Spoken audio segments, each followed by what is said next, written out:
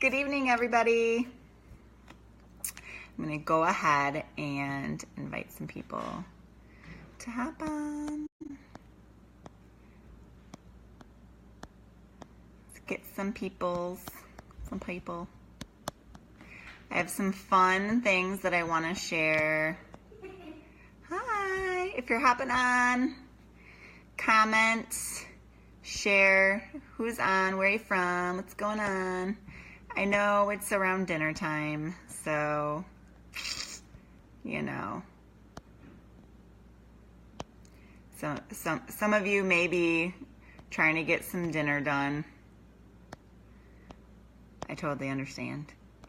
I know we're headed towards dinner ourselves. But I wanted to hop on and I wanted to go over some tips with you guys. Because in the last almost 2.5 years of running my own at-home business, I've learned a lot. I've had a lot of failures, a lot of bumps in the road, a lot of moments and opportunities where I could have quit. In fact, this year, I know a lot of coaches quit. Quite a few of them, and leaving for new companies and things like that. So there was definitely times where I could have, but I didn't, and I continue to hit benchmarks and get past obstacles and get past challenges because I follow some of these tips that I'm going to share with you. Well, I don't follow some of them, I follow all of them, but I also follow a few others. So I'm going to go ahead and share 6 tips that if you follow these, you will see growth in your business. So the first one is setting goals. One thing that I have learned is if you go in and you attack something, no matter what it is, whether it's business, weight loss, a relationship, whatever, if you go in without any goal in mind, it's super easy to sidetrack yourself and you don't really have a target. You don't have anything you're trying to hit. So setting goals are super important. There is no goal that isn't achievable. Now, you may need more time to achieve it. So let's say you set a goal and you're like, I'm going to lose 30 pounds or I'm going to hit a certain rank before the new year, before 2018. And you're working and you're working and you're working and you're doing everything that you can think of and you go for it and it's 2018 and you haven't hit that goal yet. That doesn't mean the goal is unattainable. It doesn't mean that you'll never hit it. It just means you need a little bit more time. So you always want to create some kind of goal, some kind of target so that you have something that you're aiming for. I make daily goals, I make monthly goals, and I have a yearly goal. I write these down and they're in my room and they're on my board and I see them and I have them in my book. I have a book. If anybody's looking for a tracking tool in their business, I really like this. So I have that and my goals are written down in it. And when I reach one, I reevaluate and then I go and I create a new one. So constantly having goals. That's tip number 1. If you are set out to do something right now, whether it's in business or health and fitness, and you don't have a goal, you need to sit down and you need to make one so that you know what you're working towards. 2, use a calendar. I know we like to think, especially as moms, that we can remember everything and it's in our head and we can just remember, but you need to use a calendar. So schedule out certain times that you're going to work your business. I'm going to move into the other room because as soon as I started doing this, everybody came home. So I'm going to relocate. It's going to get dark for a second.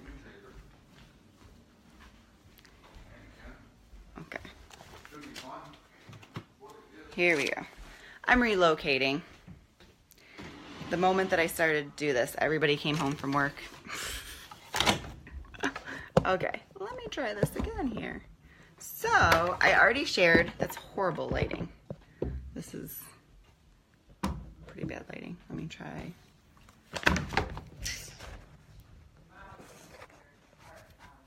Here we go. Okay, relocated, here we go. So, working from a calendar. Here's the thing. If you are not utilizing a calendar and writing down when you're working, it is so easy to not work your business. It is super easy to work your business, super easy. But it is also even easier to not work it. So if you go into the day or you go into the week and you're like, I'll just work when my kids nap. Let's say that, right? And then your kids go and nap and you're like, you totally get sidetracked and you're like, oh, I can vacuum, or oh, my friend just called me and wants to come over and binge watch some Netflix. And it's so much easier to do all of those things. But what you need to do is have a calendar, and you need to learn to tell people no. I know it sounds really mean, especially if you love your friends and you don't want to hurt your friends' feelings, but you need to learn to tell other people no. Because if you set a time, if you say, okay, I'm going to wake up at 5, I'm going to work my business from 5 to 6. And then you go about your day or whatever, and you have it scheduled, okay, now I'm going to work my business during nap time from 2 to 3. If you go and instead hang out with a friend or instead binge watch Netflix, you aren't working those hours. And it's super easy not to do that. And what's going to happen is you're not going to get as much done than you would have had you worked. And that's going to carry over because there's always going to be something that comes up. So you need to work with the calendar and you need to schedule the times like any other job. You need to treat your business, your at-home business, just like you would someplace that you were going to. If you had a meeting from 2 to 3 and your friends were like, can I come over and let's drink some wine and watch This Is Us? Hi, Caitlin. If you had a meeting that you were going to for work, be honest. Would you say, yeah, come over and drink wine? I'm just going to call off. I'm just going to skip that meeting. The answer is probably no, right? So it's crazy to think that we would do that with our own business. So if you have to go to and sit at someplace with free Wi-Fi during all your work hours to have someplace to go, like the library or Starbucks, whatever, then go do that. But if you use a calendar and you set certain times that you're working your business and you stick to it, then you'll create that consistency that you're showing up at work every single day. The next thing is working from a list. So when you sit down, when I started, I had to work from pockets of time. So I had from 5 to 6, I had lunchtime at work, which was only a half hour, and then I had when Aria went to bed from 8 to 10. So I had to work from pockets of time. I had a list in front of me, just like I have a list of notes right now. I had a list in front of me, and I prioritize what's the first thing I need to do in my business. Talking to people is the most essential thing for your at-home business, is talking to people. If you're not talking to people every single day, your business is not going to grow. So that was like number 1 on my list of to do every single day. In my first pocket of time, that's what I was doing, were the big things. So inviting to my groups or following up with people who had shown interest or making new connections. I had this list and I just had that focused time that I did it in my first pocket. I had the focused time and in every pocket of time that I worked, I had 3 separate pockets, so I scheduled different tasks at each one so that I would accomplish everything that I had to in that allotted time. Increasing productivity. So what happened when I hit my first benchmark? I was super excited, super happy, right? So I created a new goal. And I knew to reach that new goal. So for instance, I had been helping 3 people every month for a year. Once I achieved that goal, I now wanted to do it for another year. I wanted to do it for 2 years and become a legend. But for me to do that, I had to increase my productivity. And now we all are born with 2 hands, right? Okay. Well, at most. So like, I'm not like magical. I don't have like 50 arms sticking out to where I can like multitask and do all these crazy things, is my point that I'm trying to make. And then, and we're, we all have, the same amount of time. We all have, like I said, I work with 2 hands, just like you. I'm not paying for an assistant. I don't have an assistant help. A lot of coaches hire assistants. I don't. So it's all me. But I had to increase productivity somehow. So what I did was I looked at where could I do more. So if that first year I had consistently been inviting about 5 to 10 people a day to, my wellness group or to the coaching opportunity, I was now increasing it to more.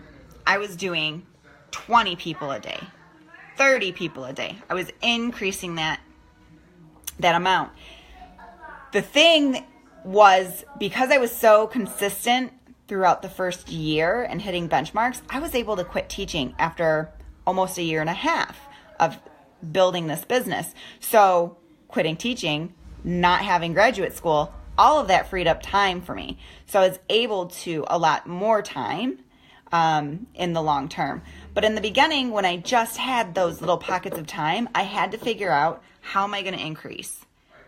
Where can I take away? What can I do less of? Or what tricks can I come up with? Like, I don't know if any of you guys who utilize the Facebook group page, but you can schedule posts in there.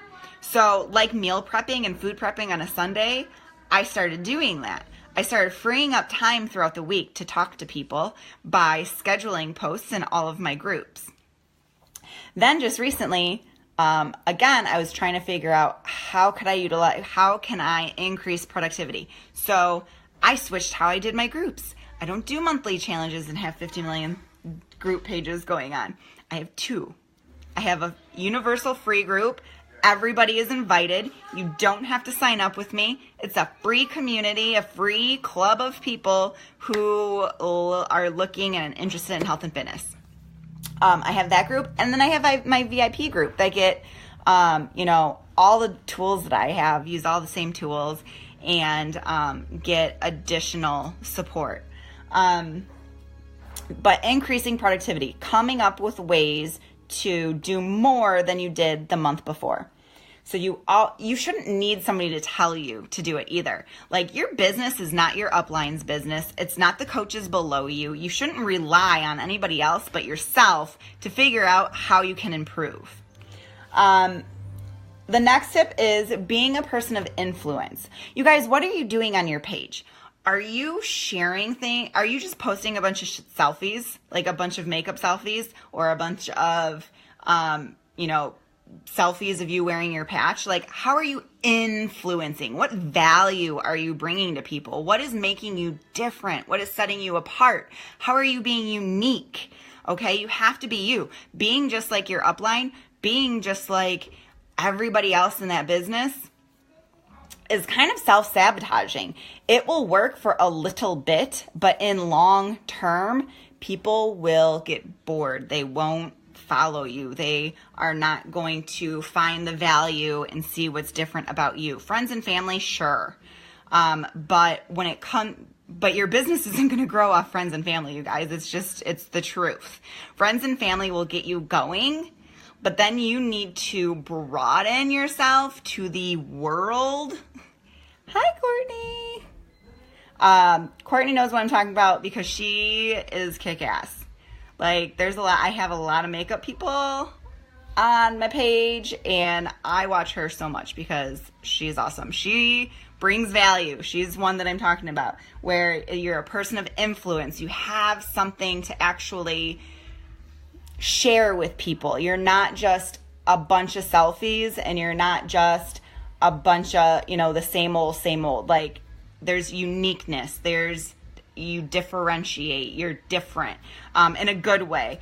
And so that is definitely huge. If you want to build a business, you have to be you, which means you may piss some people off. Some people may not like you. That's okay. They're not your people. If people unfriend you, block you, delete you, peace, say bye, Felicia, and move on and find people who are your people, who connect with you because you're being you. Don't worry about people deleting you. There are more people out there. You do realize Facebook is international, right?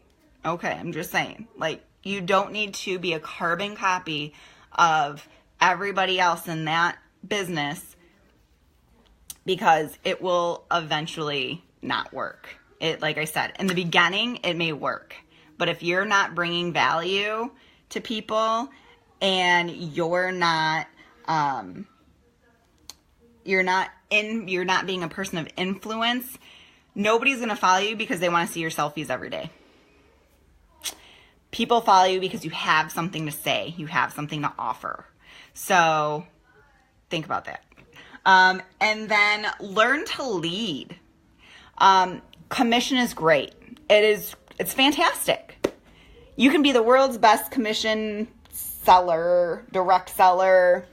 Commission is fantastic. But you have to be a leader. You need to lead a team. Network marketing is about community and a team. It's a tribe. It's attracting your tribe. It's working with them. It's showing. It's being an example, leading by example.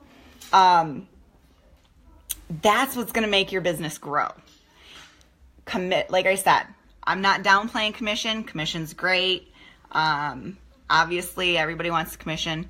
But if you're looking at the bigger picture, if you're looking at, you want like a 6-figure income, and you want a life of freedom, and you want, in 5 years from now, this is your vision, you need much more than commission from network marketing. You have to be a leader, and you need a tribe of people behind you that share that exact vision and that exact mission, and are as passionate about what you're doing as you are. Because there are people who just say, I'm not making commission, I'm not making money, I need to go to another place and get more money. And I'm not trying to make fun of people. I know I do voices. I'm sorry. If I offend anybody, I apologize. You don't have to watch this, I guess, is what I'm saying, if I offend you. But it's the truth. That people who get into network marketing and are like, oh my God, I'm not making thousands of dollars a week in commission. Okay, you're not going to either. Not long term. Maybe you have some magical MLM that you're making a couple $1,000s right now, but I'm sorry, that is not a sustainable 5-year thing. If you're making a large income in network marketing that is long term, I'm telling you, you have a team behind you. You are a leader. You are leading from the front. You have people behind you sharing a mission. You have a message to give, and you're being influential, and you're adding value. And so, again, doing all of those things creates your tribe, and that's where your business is building from the whole team, not just your one commission. Not going to happen. And I'm not just speaking from the viewpoint of the company that I partner with. I'm looking at the compensation plan across the board. Are some more front heavy than others? Absolutely. But again, it's the only way to sustain that amount is to work your ass off. And the only way to work your ass off is to do all the other things I just said. Increase productivity, use your time focused, having a using calendar, scheduling a work time and sticking to it, telling people no, I'm sorry, I cannot go to the park and meet up and because I have to do this. I tell people no all the time, and I feel like the world's worst friend, but I'm sorry, like that's the time that I have, that I use for my business, because I can't use every hour of the day. Right now, I am cutting into Aria time, coming on live.